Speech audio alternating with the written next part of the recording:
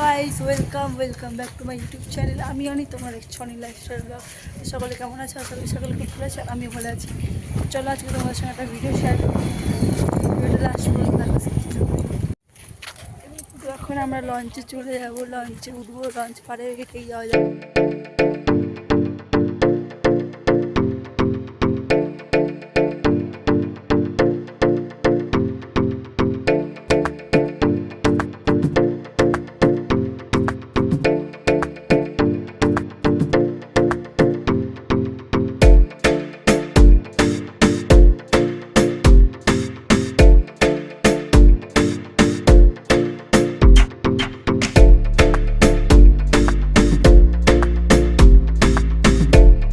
চলে এসেছি লঞ্চে করে পার হয়ে এপার বলতে এটা হচ্ছে যে পারে এসেছি সেটা হচ্ছে পূর্ব বর্ধমান জেলার অম্বিকা কালনা, আর ওপারটা হচ্ছে শান্তিপুর মানে নদিয়া ডিস্ট্রিক্ট, যেটা আমার বাপের বাড়ি শান্তিপুর নদিয়া ডিস্ট্রিক্টে।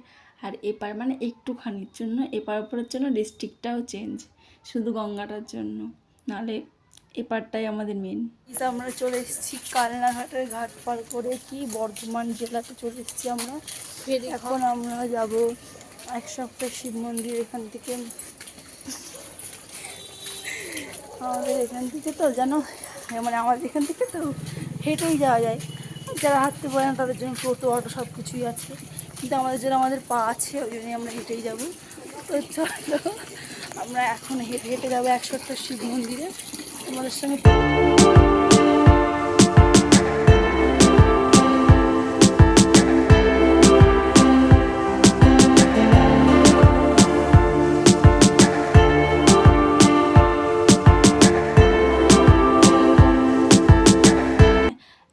একটা শিব মন্দিরের অংশ রাজবাড়ি, আর এখানেই আছে মেন শিবের মন্দিরটা, মানে ভোলা বাবার মন্দির হচ্ছে মেন। 108টার মধ্যে মেন হচ্ছে এই বড় মন্দিরটাই। পুজো হলে এই মন্দিরটাতে হয়, আর সবগুলোতে জল ঢালা হয়। মেন মন্দির এটাই, তাই পুজোটা এই মন্দিরেই হয়।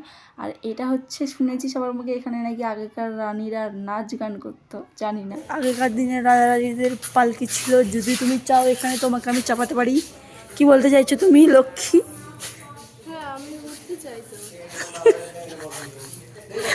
খুব শখ, তাই না? তো চলো, এখানে আমাদের আছে প্রথমেই বৃন্দা দেবী তুলসী মহারানীকে দেখতে পেয়ে গেছো, তারপর তোমরা এখানে দেখতে পাবে রাধা গোবিন্দর মন্দিরও আছে। দেবদারা। আর গাইজ দেখো এই মন্দিরটা কেমন আজব, তাই না? এর মধ্যে নানা রকম পশু পাখি আছে, সাপ, কুমির, বাঘ নিয়ে তৈরি। এর একটা রহস্য আছে, সেই রহস্যটা আমি যদিও বা জানি না।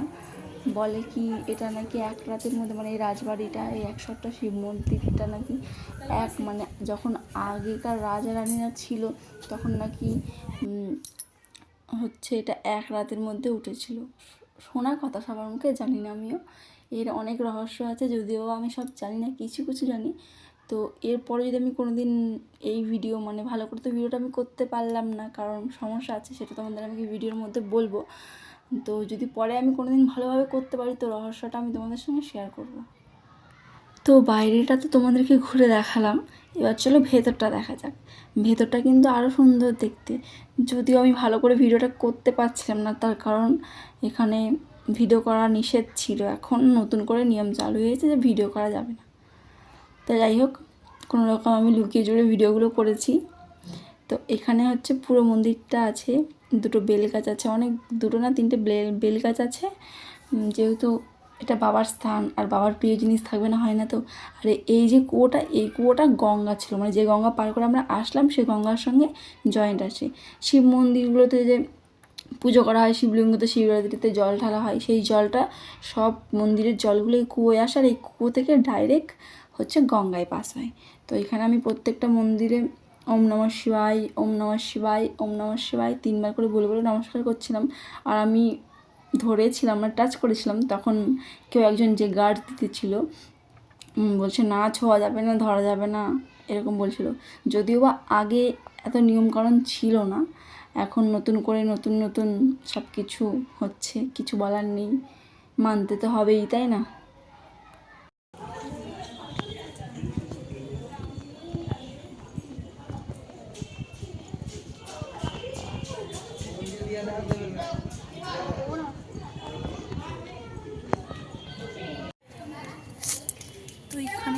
এসেছি ছবি তুলে নিচ্ছি। আমাকে একটু দেখাও, তোমরা সবাই দেখো জায়গাটা খুব সুন্দর, কিন্তু আমি তোমাদের সঙ্গে ভালো করে ভিডিওটা শেয়ার করতে পারছি না, কারণ আমার ফোনটা তো খুব খুব খুব ডিস্টার্ব করছে গাইস, সো সরি। হ্যাঁ, তো এখানে আমরা একটা বেল গাছের নিচে এখন পেছনে একটা বেল গাছ।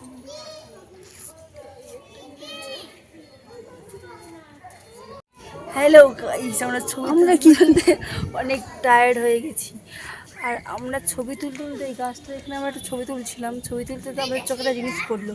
তোমরা কি দেখতে পাচ্ছ? ওই দেখো, ওই যে ওইটা কি, চল তোমাদেরকে দেখাই। বেল গাছটার এখানে আমরা এখানটায় বসে ছবি তুলছিলাম, আর এইখানে তখন মানে ঠিক তখনই আমাদের চোখে পড়ে যে এইটা কি বলো তো, যাই হোক এটা ব্যাঙের ছাতা নাকি মাশরুম বুঝতে পারছি না, যাই হোক বেশ ভালো লাগছে, তাই আমি দুটো ছবিও তুলে এনেছিলাম। দেখো তোমাদের সঙ্গে তাই শেয়ার করতে আমি চলে এসেছি, ভালো লাগছে। রিঙ্কু সর। তো ফার্স্ট আমরা ওখানে বসেছিলাম, বসে ছবি তুলতে তুলতে ওটা হঠাৎ চোখে পড়ে, তারপর আমরা ছবি তুললাম। তারপর দেখছি একে একে সবাই দেখছে, সবাই ছবি তুলছে, কারণ কি ওটা দেখতে বেশ সুন্দরই লাগছিলো, তাই জন্যেই। হ্যালো গাইস, তো আমরা ওইখানটায় ভেতরটা বেল গাছের ওখানে ছবি তুলছিলাম, তোমরা দেখতেই পাচ্ছিলে।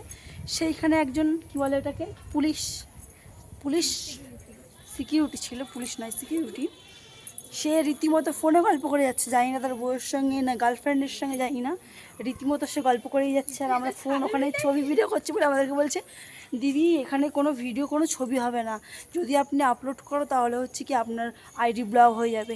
তা স্যার আপনি যেখানে বসে বসেন গার্লফ্রেন্ডের সঙ্গে কথা বলছেন, আপনার গার্লফ্রেন্ড কিন্তু ব্লক হয়ে যাবে, আপনাকেই বলছি।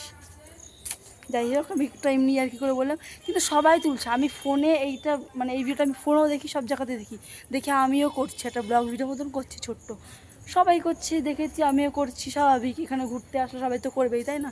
কিন্তু আমি এত বছর এসেছি, আমার যেহেতু এখানেই বাড়ি, আমি এখানে আগে আসতাম খুব, কিন্তু বিয়ে হওয়ার পর এখানে মানে সেই সূত্রে আর আসা হয় না, খুব কম আসা হয়, আসি ছবি তুলি, কিন্তু আমি এখন এসে দেখছি আবার বলছি কিনা যে ছবি তুলে যাবে না, ভিডিওর নতুন নিয়ম চালু হয়েছে। আমি কিছু শুনি না, আমি কারোর কথা কিছু শুনি না। দেখো মন্দিরের রাতের ভিউটা কত সুন্দর না, কিন্তু জানো তো এর আগে আরও সুন্দর ছিল, মাঝখানে লকডাউন পরে একটু চেঞ্জ হয়ে গেছে। তো এখানে দেখো মন্দিরের ভেতরে অনেকে প্রদীপও জ্বেলেছে, কেউ মোমবাতিও জ্বেলেছে, আমিও জ্বেলেছিলাম, মানে বিয়ের আগে আমার বয়ফ্রেন্ডের সাথে, মানে যে এখন আমার বর, তার সাথে জ্বেলেছিলাম 100টা শিব মন্দিরেই মোমবাতি জ্বেলে, মানে উঠবোস মতো হয়ে গেছিলো, আমার পা এত যন্ত্রণা হয়েছিল মানে বলার বাইরে, 108 বার উঠবোস খেয়েছি, কান ধরে নয়, মোমবাতি দিয়ে দিয়ে, আর পায়ের অবস্থা খারাপ।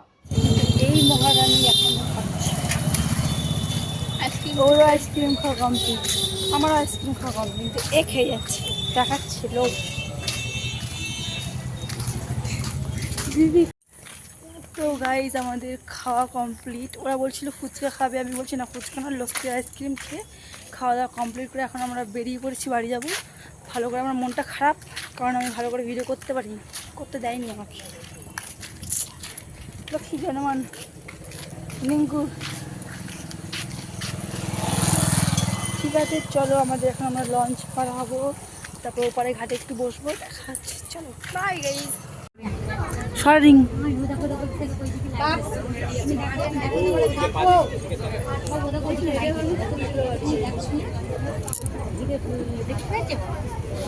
আমাদের বাড়ি ভাবলাম ওখানে একটু বসবো, বসাও পাইনি, বৃষ্টি হচ্ছিল, আর এখন খুব জোরে বৃষ্টি হচ্ছে, বুঝতে পারছি না আমার তারপর দেখাচ্ছি আমরা রাস্তা বসে দেখাচ্ছি মন্দির স্থানে, দেখি তো গাছের গোড়া নিচে প্রচুর বৃষ্টি, সামনে একটা মিষ্টির দোকান, আর এখানে প্রচুর এই গাছটার জন্য গাইজ একমাত্র এখানে বৃষ্টিটা কম পড়ছে, আর এই গাছের গোড়াটা দেখো, এই শিকড়, মানে বৃষ্টি মানে প্রচুর বৃষ্টি হচ্ছে, পুরো রাস্তা পুরো যাওয়ার মতো পরিস্থিতি আমাদের নেই, অঝরে মুষলধারায়। গাইজ আমরা এখানে অনেকক্ষণ ধরে বসে আছি, বৃষ্টি আর নিচ্ছে না, আমরা এখানে ভোলে বাবার সঙ্গে বসে আছি, ওই যে আমাদের মহাদেব ওইখানে বসে। সরবি না সরবি না। তো আমরা এখানে মহাদেবের মন্দিরে বসে আছি।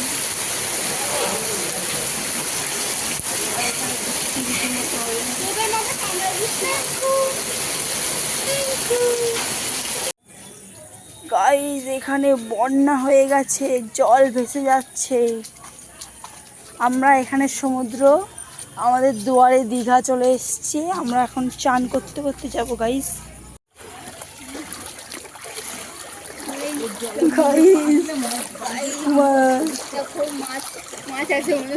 এখানে মনে হচ্ছে মাছ চাষ করা যাবে।